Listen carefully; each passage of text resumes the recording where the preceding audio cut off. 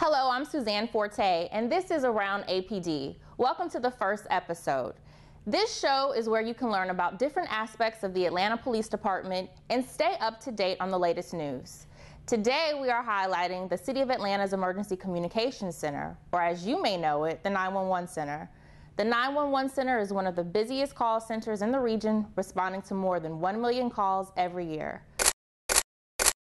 Today we're at the Atlanta Communications 911 Center and we're talking to Director Angela Barrett. Angela, thank you so much for joining us today. No problem. Thank you for having me. So the 911 Center here is one of the busiest in the region. Can you tell us about how many calls you receive on a daily basis and annually? Absolutely. We receive approximately 1 million calls a year, which equates to, during our busy periods, about 3,000 calls a day. Wow. So the center is very, very busy.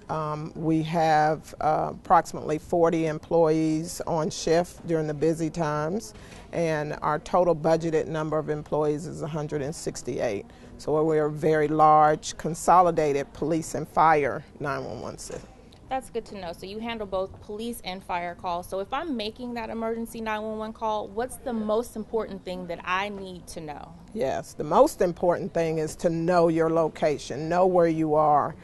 Today's wireless technology gives us the ability to have an approximate location, but it's very important that you know your exact location so we can get help to you as fast as possible. So know your location, stay on the line with the operator because they're asking very vital questions that's going to help the patient or to help the scene to be safe and make sure that we render that service for public safety. So I shouldn't make any assumptions just because I'm calling from my cell phone. I still need to tell you where I am when placing that call. Absolutely. You still need to tell us not only where you are, but where you need the service because the two locations might not be the same. And as I said, we get the approximate location, but we need the exact location in order to give you the best service possible. This is the first point of contact that a citizen will have when they dial 911. They're going to reach a 911 operator. And because we're a two-stage dispatch center, we have 911 operators that process calls separately from those that dispatch calls. And that allows us to give hands-on delivery of services to the citizens. That allows us to stay on the line while another resource is actually dispatching police and fire. So it all starts with the call taking function. And in call taking, we have the ability to process the calls electronically.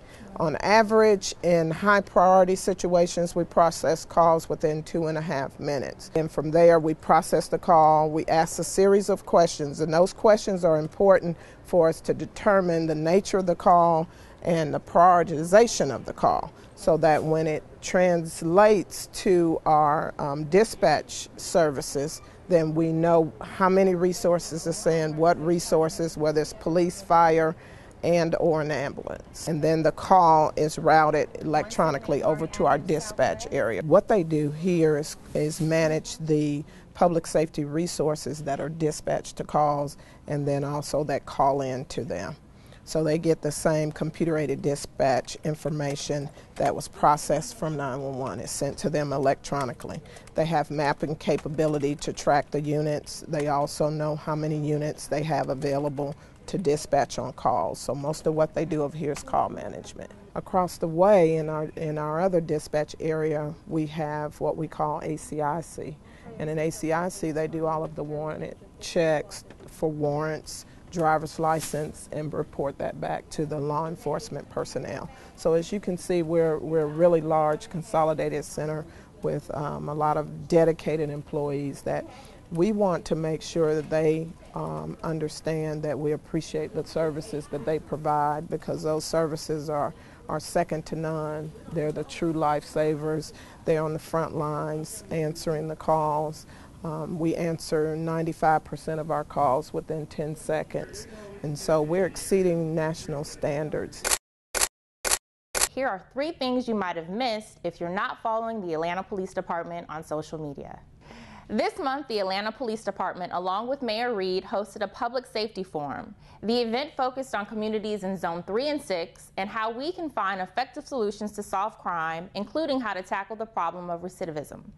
During the meeting, the mayor announced he had authorized overtime for increased patrols and a continued commitment to working with the Department of Juvenile Justice and the Fulton County District Attorney's Office in reducing the number of repeat offenders. Do you like coffee? Zone 2 and 6 hosted Coffee with the Cop events. These informal meetings are a great way to meet Atlanta officers. No agenda, just great coffee with Atlanta's finest. Keep an eye out on our social media for details on the next event. On April 14th, Zone 6 officers were dispatched to a burglary call from a citizen who witnessed a man breaking into Little Ozio's Pizza on Moreland Avenue. APD officers responded quickly and apprehended Alonzo Raymond inside of the business attempting to steal food items. This is another great example as if you see something, say something by calling 911.